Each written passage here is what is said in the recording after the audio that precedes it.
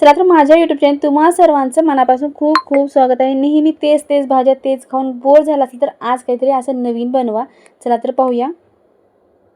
तर इथं आपण 4 चमचे इतकं बेसन पीठ घेतलेलं आहे। त्यामध्ये सुरुवातीला आपल्याला पाणी टाकायचं आणि पाणी टाकल्यानंतर काय करायचं, थोडं मिक्स करून घ्यायचं जे की मध्ये गुठळ्या राहणार नाहीत। अशा पद्धतीने आता आपण बेसन मिक्स करून घेतलेलं आहे। अगदी भन्नाट रेसिपी आहे, नक्की शेवटपर्यंत पहा। अगदी रोजची रेसिपी आपण आज शेअर केलेली आहे। तर ह्या ठिकाणी आपण घेतलेले बेसन पीठ जे आहे ते मिक्स करून झालेले आहे। त्यासाठी आपल्याला लागणार आहे चिंच। तर चिंच ह्या ठिकाणी मी 5 मिनिटापूर्वी भिजत ठेवलेली आहे। ह्या ठिकाणी घेतलेलं आहे लसूण जे आहे ते सोलून आपल्याला ठेचून घ्यायचं आहे। कांदा कट करून घ्यायचा आहे, थोडासा कढीपत्ता लागणार आहे आणि आपण ह्या ठिकाणी चना डाळ घेतलेली आहे थोडीशी। चला तर आणखी काय तयारी करायचं ते पाहूया। तर इथं आपण आता गॅसवरती कढई ठेवलेली आहे। त्यामध्ये आपल्याला 4 ते 5 चमचे इतकं तेल टाकून घ्यायचं आहे। तर तेल थोडं छान गरम झालं की 1 चमचा मोहरी टाकून घ्यायचं, 1 चमचा जिरे टाकायचे। जिरे मोहरी तडतडली की आपण ठेचून घेतलेला लसूण टाकलेला आहे। थोडासा लसूण छान तळला की त्यामध्ये आपल्याला टाकायचा आहे कढीपत्ता। आता कढीपत्ता टाकून झालं की ह्या ठिकाणी आपण टाकणार आहोत डाळ आणि लगेच आपल्याला अर्धी वाटी इतके शेंगदाणे टाकायचे। आता इतके जिन्नस टाकून झाले की आपल्याला लगेचच पाणी टाकायचं। जास्त लसूण आपल्याला तळू द्यायचा नाही, लालसर होईल नाही तर इथे छान लसूण तळलेला आहे आणि फोडणीसुद्धा आपली छान तयार झाली आहे। त्यामध्ये आपण ह्या ठिकाणी 1 गंज इतकं म्हणजे साधारणतः 1.5 ग्लास इतकं पाणी ह्या ठिकाणी आपण टाकलेलं आहे। आता ह्यामध्ये काही आपल्याला बेसिक मसाले टाकून घ्यायचा, जास्त आपल्या ह्या ठिकाणी मसाल्याचा वापर करायचा नाही। आपण चिंचेचा कोळ घेतलेला आहे 1 वाटी आणि कट करून घेतलेला कांदा आपल्याला कच्चाच टाकायचा आहे।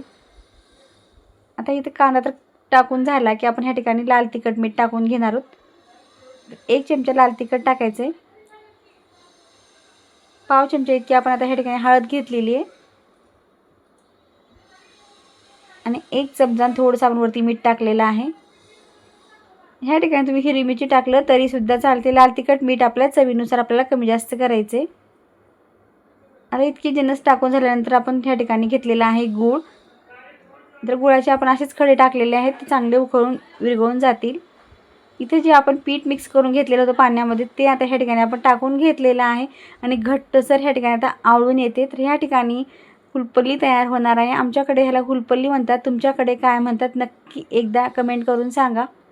अगदी भन्नाट पदार्थ आहे, आवर्जून बनवला जाणार आहे आणि गरम भाकरीसोबत खाण्यासाठी तर अगदी भन्नाट आहे। नक्की ट्राय करा तुम्ही। जर भाजीला काही नसेल तर हा पदार्थ बनवतो अगदी पोटभरीचं जेवण होते। तर इथं आपण ताजी अशी कोथिंबीर टाकून घेतलेली आहे। चला तर आपली हुलपल्ली इथं छान तयार झालेली उकळलेली सुद्धा आहे आणि मस्त खाण्यासाठी तयार आहे। तर इथं जी आपण हुलपल्ली करून घेतली ती सुरुवातीला आपल्या भांड्यामध्ये काढून ठेवायची आहे आता आणि त्यानंतर सोबतच खाण्यासाठी आता आपण ह्या ठिकाणी बनवणार आहोत भाकरी। अगदी छान ज्वारीची चटपटीत भाकरी आपल्याला ह्या ठिकाणी बनवायची आणि पोटभरीचं जेवण आपलं ह्या ठिकाणी तयार होणार आहे। अगदी पूर्वतयारी न करता झटपट 10 ते 15 मिनिटांमध्ये आपण हा स्वयंपाक बनवू शकतो। तर आता ह्या ठिकाणी परात घेतलेले त्यामध्ये आपल्याला घ्यायचं ज्वारीचं पीठ। तुमच्या क्वांटिटीनुसार तुम्हाला कमी जास्त घ्यायचं असेल तर तुम्ही जास्त भाकरी करणार असेल तर जास्तीचं घ्या। तर ह्या ठिकाणी साधारण 4 ते 5 भाकरी ह्या ठिकाणी मी आज बनवणार आहे। तर आता आपल्याला बघत पाणी टाकून जसं की नेहमी आपण भाकरीसाठी पीठ मळतो त्याच पद्धतीचं आता ह्या ठिकाणी मी पीठ जे आहे ते चांगलं मळून घेणार आहे। भाकरीचं पीठ मळते वेळेस थोडंसं प्रेस करून मळायचं म्हणजे भाकरी बिलकुल चिरणार नाही आणि चांगल्या भाकरी बनवून तयार होतील। किंवा खूप जुनं पीठ असेल आणि भाकरी जर चिरत असतील तर त्यामध्ये जर थोडं कोमट पाणी टाकलं तर बिलकुल भाकरी जी आहे ती चिरणार नाही, चांगल्या भाकरी बनून तयार होतील। तर हुलपल्लीसोबत खाण्यासाठी आपल्याला खूप जाडसर भाकरी करायच्या नाहीत, खूप पातळ करायचं। अगदी कडक भाकरी खूप छान लागतात आणि जेव्हा थंड होते तेव्हा अशी हुलपल्ली तर खूपच छान लागते। त्यासाठी आपण सकाळी जर मध्ये संध्याकाळपर्यंत खाण्यासाठी सुद्धा खूप छान लागते। तर ह्या ठिकाणी आपण भाकरी नेहमी जसं थापतो त्या पद्धतीनेच थापून घ्यायचे।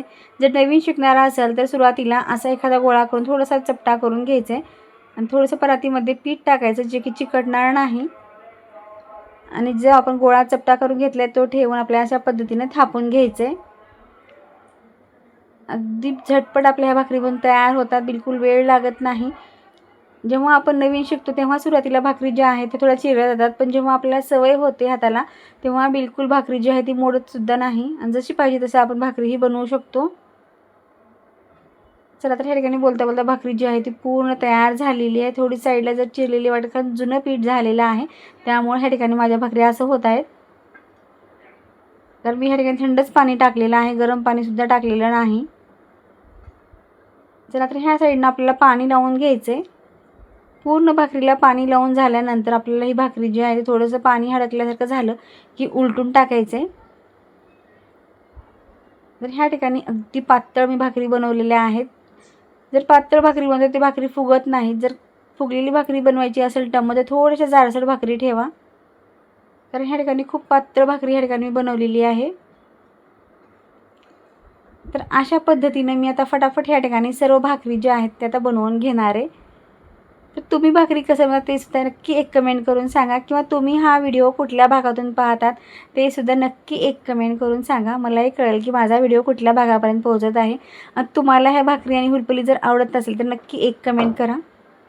तर आता ह्या ठिकाणी सर्व भाकरी ज्या आहेत त्या आता आपल्या ह्या ठिकाणी बनवून झालेल्या आहेत. तुम्हाला थोडाही व्हिडिओ आवडला प्लीज एक लाईक करा, शेअर करा, सबस्क्राईब करा. इथं मी भाकरी बनवून घेतल्यात, हुलपलीसुद्धा बनवून झालेली आहे. आता आमच्या जेवणासाठी भाकरी आणि हुलपली तयार झाली. तुम्हालाही हुलपली आणि भाकरी कशा वाटल्या नक्की एक कमेंट करून सांगा. तर इथं मी ताट लावून घेतलेलं एक भाकरी आणि सोबतच हुलपली घेतलेली आहे खाण्यासाठी. चला मी टेस्ट करून पाहते. तुम्ही हा व्हिडिओ कसा वाटला नक्की एक कमेंट करा, शेअर करा, सबस्क्राईब करा. व्हिडिओ पाहिल्याबद्दल धन्यवाद.